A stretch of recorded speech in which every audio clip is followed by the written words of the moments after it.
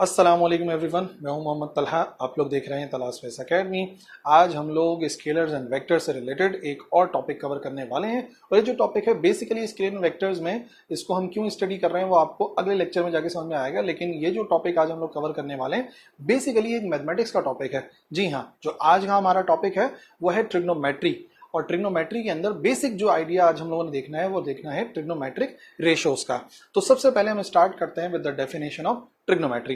देखो, ट्रिग्नोमेट्री दरअसल मैथमेटिक्स की एक ब्रांच है जिसके अंदर हम लोग ट्राइंगल को स्टडी करते हैं और एक स्पेशल टाइप ऑफ ट्राइंगल को स्टडी करते हैं और वो ट्राइंगल कहलाता है राइट एंगल्ड ट्राइंगल। सबसे पहले मैं आपको रिवाइज करवा देता हूँ ट्राइंगल क्या चीज है। देखो, नाम से जाहिर है ट्राई एंगल यानी कि तीन एंगल, कोई भी एक क्लोज शेप जिसके अंदर तीन एंगल्स हों, यानी कि साइड्स भी तीन ही होंगी। तो एक ऐसी क्लोज शेप जिसके अंदर तीन एंगल्स और तीन साइड हो वो ट्राई एंगल कहलाती है। और हर ट्राइंगल के अंदर मैंने आपको बताया तीन एंगल्स होते हैं।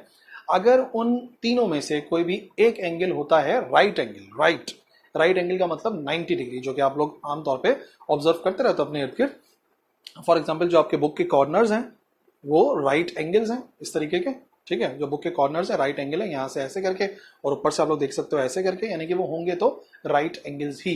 बाकी जो आप दीवार और जमीन देखते हो वो राइट एंगल नजर आता है। तो याद रखिए, राइट एंगल कोई सा भी ऐसा एंगल है जो कि 90 डिग्रीज का होगा। 90 डिग्रीज हमारे इर्द गिर्द बहुत ज्यादा नजर आता है। तो राइट एंगल ट्राइंगल वो ट्राइंगल है जिसका कोई भी एक एंगल राइट एंगल होता है, यानी कि 90 डिग्री होता है। ठीक है, बात समझ में आ गई। तो अब उस 90 डिग्री वाले ट्राइंगल के अंदर क्या क्या प्रॉपर्टीज हैं वो हम ट्रिग्नोमेट्रिक रेशियोज में बेसिकली समझने वाले हैं। तो जैसे कि ये एक राइट एंगल ट्राइंगल है, या और different types of right angle triangles हो सकते हैं। देखें आप लोग, ये तीनों जो है वो राइट एंगल ट्राइंगल है, क्योंकि यहाँ पर आपको राइट एंगल नजर आ रहा है। ये एक राइट एंगल है जो कि एंगल बी है, वो 90 डिग्री का है। यहाँ पर एंगल ए आपको नजर आ रहा है, वो 90 डिग्री का नजर आ रहा है। और ये सिर्फ सीधा सीधा नहीं हो सकता, थोड़ा सा टेढ़ा भी हो सकता है। अब ये एक ट्राइंगल है लेकिन इसमें जो एंगल सी है वो 90 डिग्रीज है। तो ये जो साइन है ये भी 90 डिग्री कैसे पहचान सकते हो, या फिर जैसे कि मैंने आपको बताया कि आप समझ जाइए जो भी एक दूसरे के परपेंडिकुलर नजर आ रहे होंगे, बिल्कुल राइट एंगल पे नजर आ रहे होंगे 90 डिग्री पे, तो आप समझ जाएंगे कि अच्छा, कोई भी एंगल अगर एक इस किस्म का है 90 डिग्री का है तो ये है राइट एंगल्ड ट्राइंगल। और ये मैंने बहुत सारे एग्जाम्पल आपको बताई, सिर्फ तीन नहीं और भी बहुत सारी एग्जाम्पल हो सकती हैं जो कि आप देख सकते हो। एक सीढ़ी को दीवार के साथ लगा दो तो एक राइट एंगल ट्राइंगल बनेगा, क्योंकि दीवार का फर्श के साथ जो एंगल है वो 90 डिग्री है। तो सीढ़ी आप किसी भी एंगल पे रख दें, लाजमी तौर पे जो ट्राइंगल बनेगा वो बनेगा राइट एंगल ट्राइंगल। अच्छा, अब आपको राइट एंगल ट्राइंगल की जो डिफरेंट साइड्स हैं उनकी डेफिनेशन पता होनी चाहिए, उसी के जरिए आप ट्रिग्नोमेट्रिक रेशियोज को समझ सकते हो। ठीक है, तो सबसे पहले एक साइड कहलाती है हाइपोटेन्यूज। और हाइपोटेन्यूज कौन सी साइड है फिलहाल हमारे ट्राइंगल के लिहाज से, वो है ए से लेके सी तक की साइड। ए से लेके सी तक की साइड जो है वो हाइपोटेन्यूज है। और इस साइड को आप याद रख सकते हो दो तरीकों से। एक तो ये बात है कि ये 90 डिग्री के अपोजिट वाली, यानी कि 90 डिग्री के सामने वाली साइड होती है। सबसे आसान पहचान है। तो सबसे पहले आपने आइडेंटिफाई हाइपोटेन्यूज को ही करना है। 90 डिग्री के जो सामने वाली साइड होगी वो हाइपोटेन्यूज होगी। और दूसरी एक और पहचान है इसकी, ये होती है उस ट्राइंगल की लॉन्गेस्ट साइड, जो सबसे लंबी साइड होगी।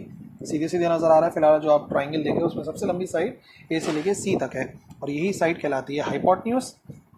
एच से शो कर सकते हैं या एच वाई पी भी लिख सकते हैं, लेकिन आपने हाइपोटेन्यूज को पहचान जाना है कि 90 डिग्री के सामने वाली साइड जो है वो हो जाएगी हमारी हाइपोटेन्यूज।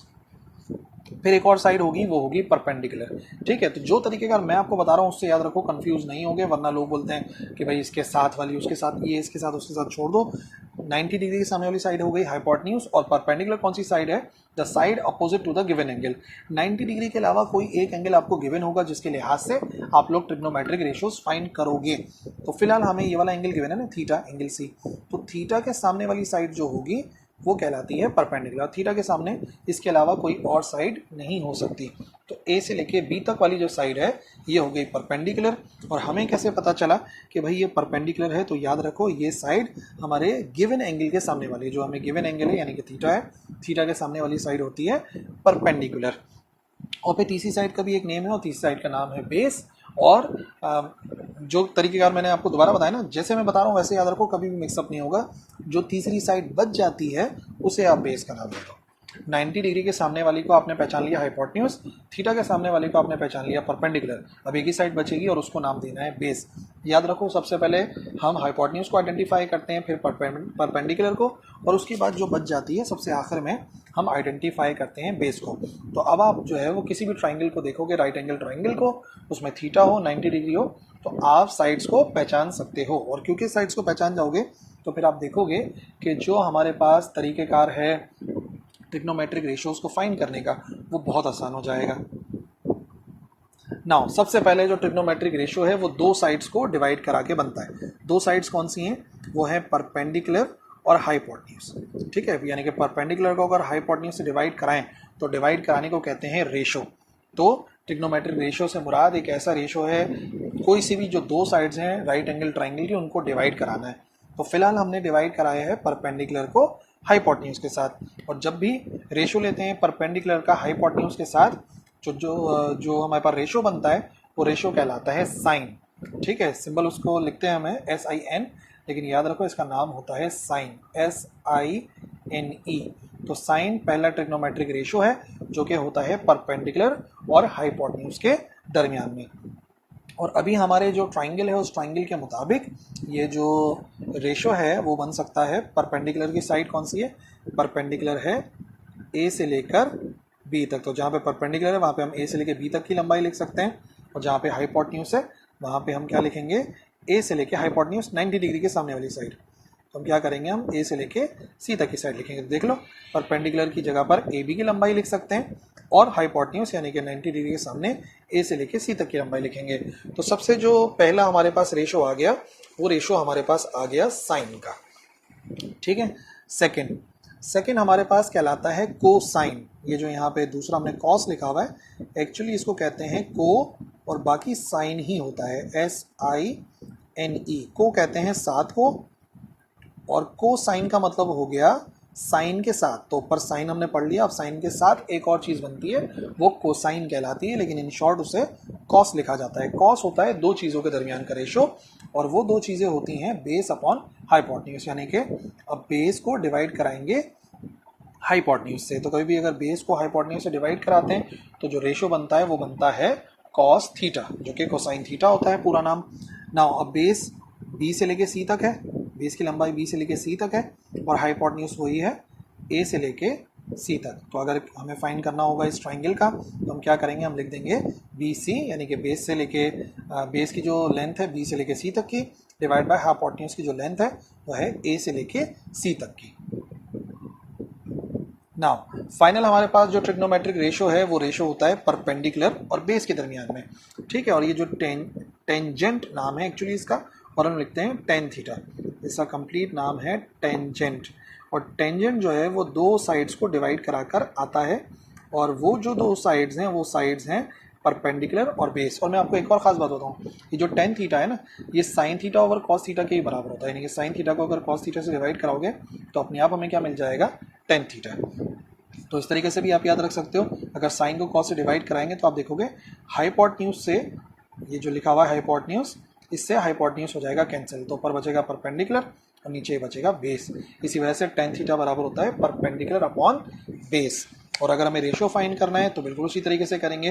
परपेंडिकुलर का मतलब हो गया A से लेके B तक की लंबाई, और उसको डिवाइड कराएंगे बेस, और बेस का मतलब है B से C तक की लंबाई। तो AB डिवाइड बाई BC करेंगे तो हमें मिल जाएगा टेंजेंट थीटा। तो कभी भी अगर हमें मालूम करना होता है साइन थीटा की वैल्यू, कॉस थीटा की वैल्यू और टेन थीटा की वैल्यू, तो इन फॉर्मूलों की मदद से हम लोग सारी वैल्यूज़ फाइंड कर सकते हैं।